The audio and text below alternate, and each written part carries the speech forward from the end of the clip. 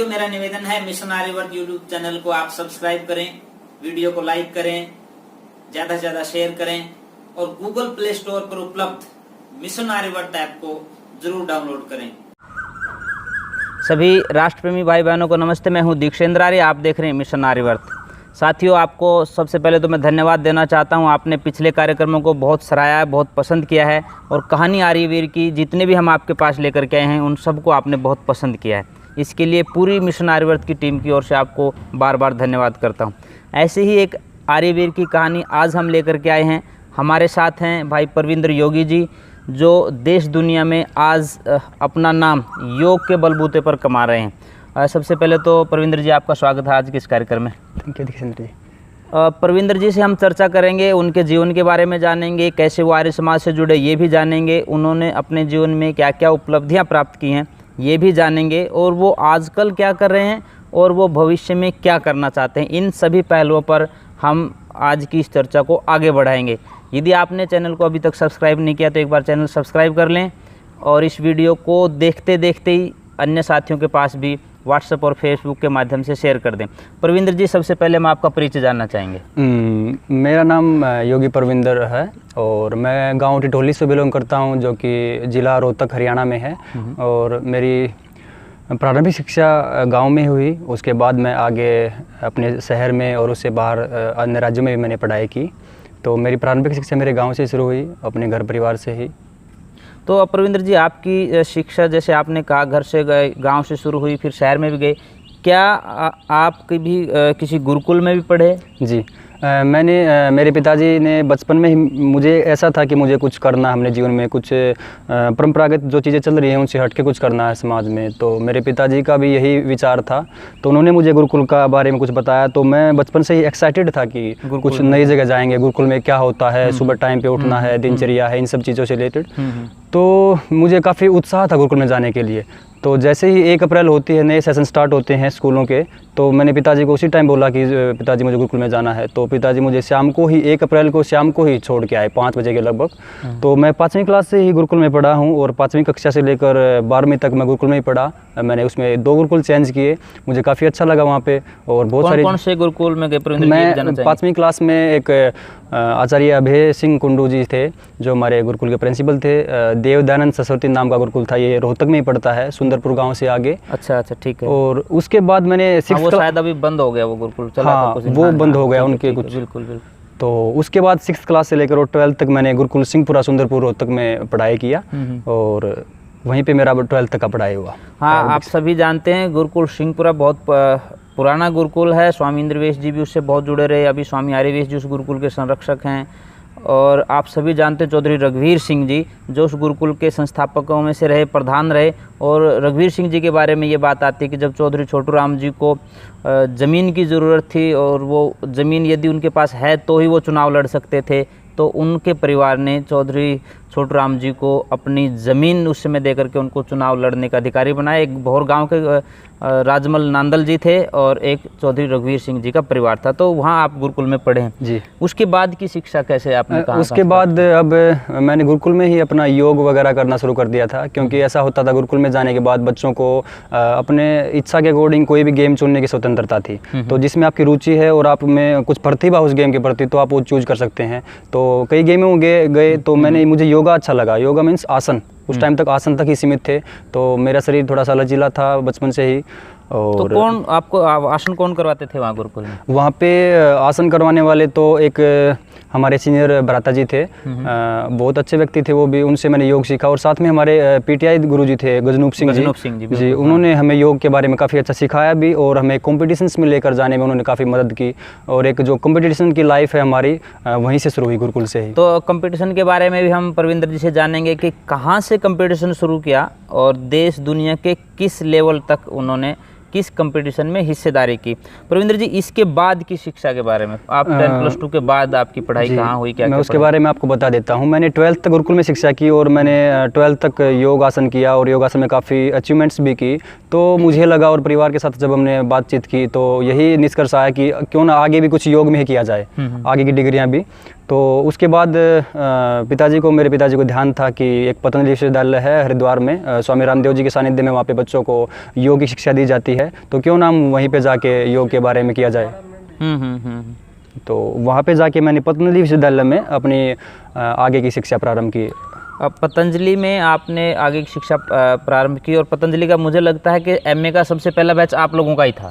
नहीं, उससे पहले भी कई बैच, मेरे से पहले एमए के 4-5 बैच गुजर चुके थे, क्योंकि पतंजलि विश्वविद्यालय 2008 में शुरू हुआ था और मैंने एडमिशन लिया था वहाँ पे 2014 में। हाँ, तो कुछ बैच पहले निकल चुके थे। ठीक है, रामदेव जी की का जो पतंजलि का विश्वविद्यालय कहिए एक तरह से, वहाँ से आपने ग्रेजुएशन और मास्टर किया, दोनों ही वहीं से किया। ग्रेजुएशन भी और पोस्ट ग्रेजुएशन भी आपने वहाँ से प्राप्त किया। तो प्रविंदर जी, मैं आपको थोड़ा वापस लेकर के आता हूँ। आपकी आर्य समाज की पृष्ठभूमि कैसे रही? आप आर्य समाजी परिवार में जन्म होने के कारण रही, या आपने खुद अपने विचारों के बलबूते पर आर्य समाज को अपनाया? नहीं, मेरी पृष्ठभूमि ही कुछ आर्य समाज की रही है, क्योंकि मेरे पिताजी एक आर्य समाज से संबंधित और एक आर्य समाजी व्यक्तित्व ही हैं। तो गांव में पाठशालाओं में पहले शाम को भजन सभाएं होती थी, तो उसमें भी जाते थे। हम बच्चे थे, बहुत रात को जाते थे, कई देर तक वहीं नींद भी आ जाती थी। तो वहाँ पे कुछ भजनी और उपदेशक लोग आते थे, वहाँ से हमने कुछ सीखा, सुना, एक संस्कार क्रिएट हुए वहाँ से। और उसके बाद फिर गुरुकुल में जा गए। उससे पहले भी जैसे आर्य समाज के कोई प्रवचन करने वाले आते थे गांव में, उनसे हमने सीखा, और ज़्यादा तो गुरुकुल से ही हमने नींव स्टार्ट की। तो गुरुकुल से नींव आपकी जो है स्टार्ट हुई, लेकिन मजबूती आपको परिवार से ही मिल चुकी थी, पहले से ही आप कहीं ना कहीं विचारों से जुड़ चुके थे। आज जो है इस स्थिति में आप आर्य समाज से जुड़े, गुरुकुलों में गए, उसके बाद आपने कंपटीशन में जाना प्रारंभ किया। अब हम वापस उसी फॉर्मेट पे आते हैं।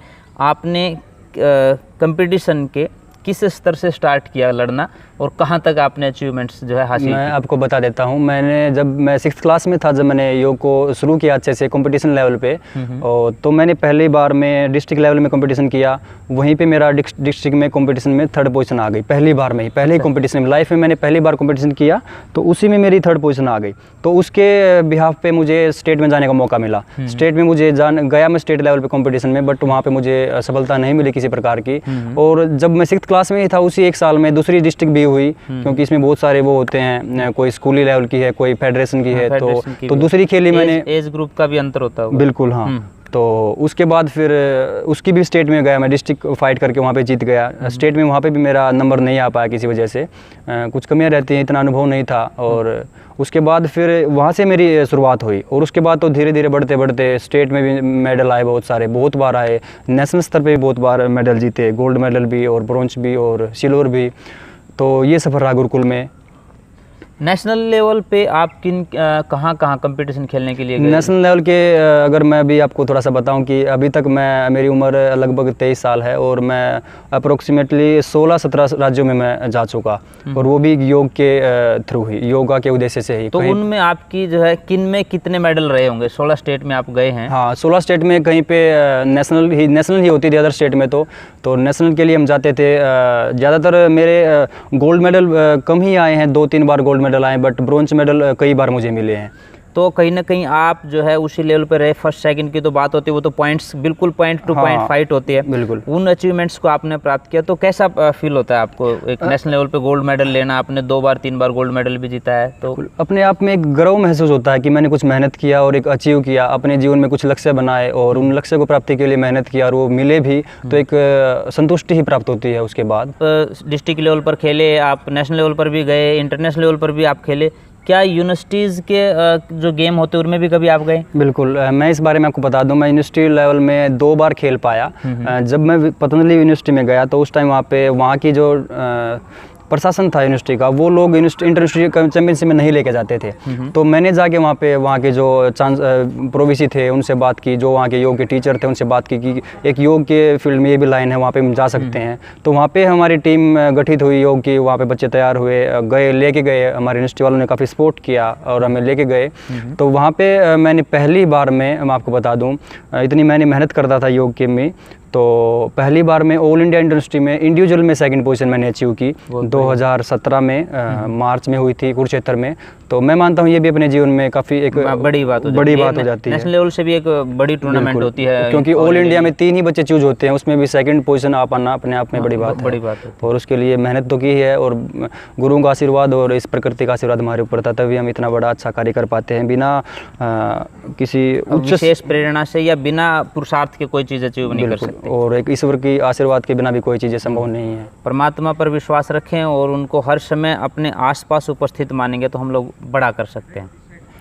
तो प्रविंद्र, आपसे भाई मैं 2 बातें और पूछना चाहूँगा कंपैरिजन के उसमें भी आप है कि एक तो योग का फील्ड है जिसमें आप जिसको गेम कहते हैं, आप गेम के रूप में योग को अपना सकते हैं। दूसरा, योग को अपने आध्यात्मिक और सामाजिक विकास के लिए अपना सकते हैं। तो इन दोनों में जो है किस फॉर्मेट के ऊपर जो है आज के यूथ को चलना चाहिए? देखिए, जो योग आपको स्पोर्ट्स की बात कर रहे हैं आप, तो उस योग में बस शरीर तक ही सीमित है। बच्चों के दिमाग में वही जो सामाजिक फ्लक्चुएशंस होती हैं वही चलती हैं, मुझे ये करना है, वो घूमना है, बहुत सारी चीज़ें चलती हैं, बट एक आध्यात्मिक लेवल अलग होता है। तो एक स्पोर्ट्स पर्सन से ज़्यादा बढ़कर एक संपूर्ण जो योग है, जिसमें अगर हम महर्षि पतंजलि की बात करें तो यम नियम की जो बातें हैं उनका आपके पर्सनल जीवन में व्यवहार में आना वो ज़्यादा विशेष है। और मुझे लगता है कहीं ना कहीं आज भी योग की जैसे बात चलती है, अब 21 जून आएगा, योग डे हम लोग सब पूरी दुनिया मनाएगी, परंतु उस योग डे में कहीं ना कहीं आपको नहीं लगता कि यम नियम भी शामिल होते तो उसमें किसी को ऐतराज़ भी नहीं था? सूर्य नमस्कार के ऊपर हो सकता है किसी मुस्लिम साथी ने ऐतराज़ कर दिया कि हम लोग जो है इस नमस्कार को नहीं मानते हैं, हम लोग हमारी पूजा पद्धति एक अलग तरीके की, हालांकि इसमें ऐसा कुछ था नहीं। फिर भी यदि यम नियम की हम बात करें तो यम नियम को एज ए सब्जेक्ट कहिए या एज ए योग कहिए, उसमें यदि प्रोजेक्ट किया जाता है तो मुझे लगता है कि शायद किसी को ऐतराज़ नहीं होना चाहिए। आप क्या मानते हैं इस बारे में? देखिए, योग दिवस जो एक दिन के लिए बनाया जाता है, उस एक दिन के उपलक्ष्य में वो एक प्रोग्राम की तरह किया जाता है, एक फंक्शन होता है, तो उसमें हम इवेंट है तो वो बस एक योग की छोटा सा झलकी है। तो उसमें हम यम नियम को इतने बड़े स्तर पे ना तो लोगों को समझा सकते हैं ना कर सकते हैं, वो बस एक शारीरिक एस्पेक्ट तक ही सीमित है। पर मैं ठीक है, योग डे तो आपने क्राइटेरिया निश्चित कर दिया, एक प्रोटोकॉल बना दिया कि ये करना, और वो भी इसलिए होता है कि एक रूपता दिखाई दे, पूरे विश्व के स्तर पे कोई चीज़ हो रही है वो एक रूपता, ये तो दिखाने की चीज़ है, लेकिन यम नियम तो अपनाने की चीज़। बिल्कुल, यम नियम का संबंध आपके पर्सनल लाइफ से अपनी। हाँ, मैं वही कह रहा हूँ, यदि स्कूल में सब्जेक्ट के रूप में यम नियम को लागू किया जाता है तो उसको कितना अच्छा मानते हैं? बिल्कुल, मैं इस बारे में मैं 100% आपकी बात से सहमत हूँ। अगर बच्चों को, क्योंकि बच्चे एक 12th क्लास तक उनकी नींव तैयार होती रहती है, तो उसी अवस्था में उनको एक अच्छे संस्कार, एक योग के संस्कार दिए जाएं ताकि आगामी भविष्य उनका अच्छा हो और एक पवित्र हो उनका जीवन। कोई जो लालच उनके जीवन में ना हो या बहुत सारे जो विकार हैं वो उनके जीवन में ना पनपे। तो अगर स्कूल के स्तर में ही उनको यम नियम का अभ्यास करवाया जाए, उनको अच्छे से समझाया जाए, एक प्रैक्टिकल एग्जाम्पल दे के उनका महत्व को समझाया जाए, तो मैं मानता हूँ कि बच्चों के भविष्य में काफ़ी सुधार आ सकता है। और हमारे युवा जो हैं वो जो भटक रहे हैं, नशों के प्रति जा रहे हैं और उनके सपने ही छोटे होते हैं, वो उनके बड़े होकर एक समाज के स्तर पर कार्य कर सकते हैं, अपने जीवन को, अपने परिवार को एक और अपने समाज को कुछ अच्छा दे सकते हैं वो। तो प्रविंदर जी से ये भी जानना चाहेंगे, प्रविंदर जी आज इस लेवल पे हैं, योग में कई बार उन्होंने नेशनल लेवल पर गोल्ड मेडल हासिल किए हैं, वो एक आज ऊंचे स्तर के मानसिक स्तर रखने वाले नौजवानों में माने जाते हैं, और नशे के खिलाफ भी उनका एक अलग तरह से मुहिम है, लोगों को जागरूक भी करते हैं, चाहे सोशल मीडिया के माध्यम से हो या मैन टू मैन कॉन्टैक्ट के माध्यम से हो। तो प्रविंदर को यहाँ तक पहुँचने में परिवार का कितना योगदान है और प्रविंदर का खुद का कितना योगदान? देखिए, बिना परिवार के योगदान के तो कोई भी कार्य मुझे लगता है संभव नहीं है, और संभव भी है तो बहुत कठिन परिस्थितियों से। अगर परिवार का में सहयोग मिलता है तो हम कोई भी काम इजीली कर सकते हैं, क्योंकि परिवार ही आधार होता है। अगर बचपन में ही अच्छे संस्कार दिए जाएँ तो हम किसी भी चीज़ों को आगे और अच्छे प्रभावी तरीके से कर सकते हैं। तो और उसके बाद मैंने जैसे विश्वविद्यालय में गया, पतंजलि विश्वविद्यालय में, वहाँ पे हमने योग को, उससे पहले तो क्या था, हम सारे स्तर तक ही करते थे, आसन आगे मुड़ना पीछे मुड़ना वो सब करना।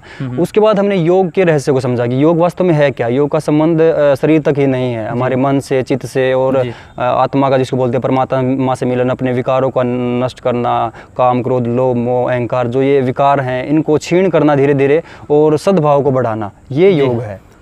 प्रविंदर जी ने बताया कि वो पतंजलि में पढ़े और किस तरह से योग के माध्यम से मानसिक बदलाव आते हैं, एक आध्यात्मिक रूप से सशक्त व्यक्ति होता है। प्रविंदर जी, आपको क्या लगता है, यूनिवर्सिटीज़ में यूथ पढ़ रहा है और मैक्सिमम यूनिवर्सिटीज़ में आज कहीं ना कहीं युवा जो है वो चाहे पाश्चात्य संस्कृति के नाम पर कहिए, चाहे नशे के नाम पर, वो भ्रमित हो जाता है। बिल्कुल। योग करने वाला व्यक्ति क्या इस भ्रम से प्रभावित हो जाता है, या वो कहीं ना कहीं नशे अन्य विषयों में फंस जाता है, या योग करने वाला व्यक्ति बच के रहता है? देखिए, योग का संबंध है शरीर से तो है ही, साथ में आपके मन से है, आपकी मन की परिपक्वता से है। आपका अगर योग आप अच्छे से करते हैं, ध्यान करते हैं और प्रॉपर बॉडी को स्ट्रेच करते हैं, तो आपकी चीज़ों को लेकर एक परिपक्वता समझ आती है, एक अंतर्दृष्टि डेवलप होती है। अगर वो डेवलप नहीं हुई तो योग करने का कोई फ़ायदा नहीं। योग एक शारीरिक एस्पेक्ट तक ही सीमित नहीं है। अगर आपकी अंतर्दृष्टि डेवलप नहीं हुई चीज़ों को लेकर, क्या गलत है क्या सही है, और हमारे स्वयं के जीवन के लिए क्या सही है, और हमारे स्वयं के जीवन के लिए सही हो या गलत हो, फिर भी उसका समाज में क्या इम्पैक्ट पड़ता है, अगर इन सब चीज़ों के ऊपर ध्यान दिया जाए तो मैं मानता हूँ योग का फलीभूत होना उचित है। तो आजकल के युवा जो हैं योग तो करते हैं, आसन करते हैं, बट उनके मन में वही योग के थ्रू बिजनेस करेंगे, पैसे कमाएंगे, लालच होती है। ये भावना कहीं ना कहीं मुझे लगता है गलत है। अगर आप योग क्या है, स्वयं के जीवन में खुशहाली लाना, दूसरे के जीवन में खुशहाली लाने में मदद करना, यही मेरा मानना है कि योग है। तो ये प्रविंदर जी ने बताया कि योग को अपने जीवन के अंदर खुशहाली लाना है, योग को बिजनेस से नहीं जोड़ना है। परंतु मुझे लगता है कहीं ना कहीं यदि आज सही रूप में और योग के वास्तविक स्वरूप को लोगों के सामने रखा जाता है और उससे यदि किसी की रोजी रोटी का जुगाड़ चलता है, तो वो देखो, रोजी रोटी तक ठीक है, लेकिन बच्चों के उद्देश्य स्टार्टिंग से ये होता है कि बस मैं लालच में, कि लालच भी नहीं कह सकते उस चीज को, ये कह सकते हैं मजबूरी कहिए, या आज बेरोजगारी है, महत्वाकांक्षाएं उसकी जागृत हो गई कि मैं योग से जुड़ करके ऐसे क्लास चलाऊंगा, वो करूंगा, वो करूंगा। तो लेकिन उस अवस्था में क्या है, योग एक है ना थोड़ा सिकुड़ के रह जाता है, सीमित रह जाता है। योग का एक स्तर है, वो अपने आप में ब्रॉड है। योग का मतलब एक व्यापक स्वरूप यदि आपको अपने जहन में उतारना है तो कहीं ना कहीं योग की बारीकियों को समझना पड़ेगा। तो हम प्रविंदर जी से ये जानना चाहेंगे कि प्रविंदर जी का अब आगे का क्या कार्यक्रम, आगे का लक्ष्य क्या है? देखिए, मैंने आपको बता दूं, ग्रेजुएशन करते करते मैंने फर्स्ट ईयर के बाद में अपना नेट क्वालिफाई कर लिया था फर्स्ट अटैम्प्ट में ही, और उसके उसके दो बाद मैंने JRF के लिए तैयारी वगैरह नहीं किया। मेरा वहीं तक लक्ष्य था उस टाइम, लेकिन बाद में लगा कि नहीं, और आगे PhD करते हैं और JRF की तैयारी करते हैं। तो अभी मैं JRF की तैयारी के लिए अभी प्रयत्नरत हूँ, और इसी बीच मैंने अपनी मास्टर मेरी 2019 में कंप्लीट हुआ, और अभी 2020 जून है, 1 साल हो चुका। इस बीच में मैंने 1 साल बेंगलोर में एक कॉर्पोरेट कंपनी है योगा की, सर्वा योगा, तो वहाँ पे मैंने काम किया, और वहाँ पे एक मुझे लगा कि प्रैक्टिकल अनुभव भी मुझे होने चाहिए। अभी तक मैंने अपने पर्सनल लाइफ में योग किया है, तो दूसरों को सिखाना एक अलग चीज़ होती है। तो मैंने इसी सोच के साथ वो कंपनी ज्वाइन किया, और वहाँ पे मैंने लगभग 8 महीने काम किया, सीखा भी, लोगों को सिखाया भी, और लोगों के जीवन में बदलाव भी आए, और मुझे भी बहुत कुछ सीखने को मिला। और उसके बाद फिर मुझे लगा कि इससे भी ज़्यादा हम अच्छा कर सकते हैं, तो यहाँ तक सीमित क्यों रहें। तो उसके बाद मैंने निर्णय किया कि मैं JRF की तैयारी करूँगा, और उसके बाद PhD करेंगे, और साथ में हमारे पास जो ज्ञान है, और योग अपने आप में समग्र ज्ञान है, उसको हम देश और दुनिया में फैलाएंगे, और लोगों के जीवन को परिवर्तन करेंगे। लोगों के जीवन में इच्छाओं के वशीभूत जो दुख हैं, इच्छा करते हैं, उससे दुख होते हैं, उनको समझाएं, उनके जीवन के दुख को दूर करने में मदद करें। यही मेरा थोड़ा उद्देश्य है अपने पर्सनल जीवन का। तो प्रविंदर जी से ये भी जानना चाहेंगे, आप आर्य समाज से जुड़े, आपको क्या लाभ हुआ, पर्टिकुलर लाभ आर्य समाज से जुड़ने से? यदि आप एक सोच करके, विचार करके देखें, यदि आप आर्य समाज में नहीं होते तो, और आप आर्य समाज से जुड़े, उससे आपको व्यक्तिगत जीवन में क्या लाभ दिखता है? देखिए, बचपन से ही हमारे समाज परिवार में और आर्य समाज के माहौल में रहे, गुरुकुल में रहे, तो उन सब चीज़ों से क्या है, हमारे बचपन में ही क्या होता है, बचपन में ही बच्चों के संस्कार जो डाल दिए जाते हैं, वो जीवन बन जाते हैं, उनका आधार। तो बचपन ही अगर उनको सद्भाव, सद्गुण डाले जाएँ, चोरी ना करो, दूसरों का बुरा ना चाहो, और जितना हो सके दूसरों का अच्छा करो, दान करो, तप करो, अपने जीवन को ऊपर उठाने के लिए जितनी हो सके मेहनत करो। एक इस समाज में आप आए हो, पैदा हुए हो, तो इसका सदुपयोग किया जाए। उसको अच्छे से समझना है तो आर्य समाज के नियम को समझना होगा। आर्य समाज के जो विद्वान लोग हैं वो क्या कहते हैं, उनके जीवन की समझ क्या है, वो समाज में क्या परिवर्तन लाना चाहते हैं, उन सबको हमें समझना होगा। तो मैं बचपन से ही आर्य समाज से काफ़ी प्रभावित रहा हूँ। आर्य समाज की वजह से ही मेरे अभी इतने जीवन में सद्भाव हैं। कोई ज़्यादा जो काम क्रोध लोभ मोह का जो जाल है उससे मैं कहीं ना कहीं बचा हुआ हूँ, और मैं चाहता हूँ मैंने जो सीखा है, जो अपने जीवन में अचीव किया है, उसको दूसरों तक उसको पहुँचाऊँ, उसके दूसरों को लाभ मिले। तो कहीं ना कहीं मुझे लगता है इसके पीछे आर्य समाज की काफ़ी बड़ा रोल है। अगर बचपन से ही मुझे आर्य समाज की सीख ना मिलती तो मैं भी आजकल के जो युवा हैं पाश्चात्य संस्कृति को काफ़ी फॉलो करते हैं, उनकी तरह कहीं ना कहीं मैं भी किसी जाल में भटका होता और फंसा होता। तो आर्य समाज काफ़ी रोल है मेरे जीवन को उत्थान करने में। आर्य समाज के जो संत हुए हैं, विद्वान हुए, भजनोपदेशक हुए हैं, उन सब से काफ़ी मैंने प्रभावित हुआ हूँ, क्योंकि जीवन जीने के तरीके बहुत सारे होते हैं, तो क्यों ना एक उचित तरीका चूज किया जाए। जीवन जीने का सबसे उचित तरीका आर्य समाज सिखाता है। ये प्रविंदर जी की लास्ट की जो बात थी उसका निचोड़ है। आप भी यदि अपने जीवन को सार्थक बनाना चाहते हैं और सफल बनाना चाहते हैं तो आप भी आर्य समाज से जुड़ें, ऋषि दयानंद से जुड़ें, वैदिक विचारधारा से जुड़ें और अपने जीवन को सफल बनाएं। आपको प्रविंदर जी की बातें कैसी लगी हमें कमेंट बॉक्स में लिख करके ज़रूर बताएं। प्रविंदर जी से यदि आपके कोई सवाल हैं तो वो पूछ सकते हैं। आगे दोबारा हम प्रविंदर जी को कभी कार्यक्रम में लेकर के आएंगे, फिर वो सवाल उनसे पूछेंगे। उनका जीवन आपको कैसे प्रेरित करता है ये सब बातें हमें कमेंट बॉक्स में लिख करके ज़रूर बताएं। प्रविंदर जी, आप आज कार्यक्रम में आपका बहुत बहुत धन्यवाद। सभी को मेरा नमस्ते, सभी दर्शकों को। और मैं आपसे एक प्रार्थना करता हूँ, देश और दुनिया के बदलाव के संबंध में जो भ्राता दीक्षेंद्र जी और स्वामी आर्यवेश जी जो एक मुहिम चलाए हुए हैं लोगों के जीवन में सद्भाव इंक्रीज करने के लिए, तो मैं कहना चाहूँगा इनके साथ जुड़ें और इस संदेश को सभी लोगों तक फैलाएं ताकि आपके जीवन में परिवर्तन आ सके। बहुत बहुत धन्यवाद। ये थे प्रविंदर जी, मैं हूं दीक्षेंद्र आर्य, आप देख रहे थे मिशन आर्यवर्त। इस वीडियो को ज़्यादा से ज़्यादा शेयर करें सोशल मीडिया फॉर्मेट के ऊपर, व्हाट्सअप, फेसबुक और ट्विटर के ऊपर, ताकि ज़्यादा से ज़्यादा नौजवानों तक ये बातें पहुंच सकें और वो अपने जीवन को सार्थक बना सकें। जुड़े रहिए मिशन आर्यवर्त से। धन्यवाद, नमस्ते। नमस्ते।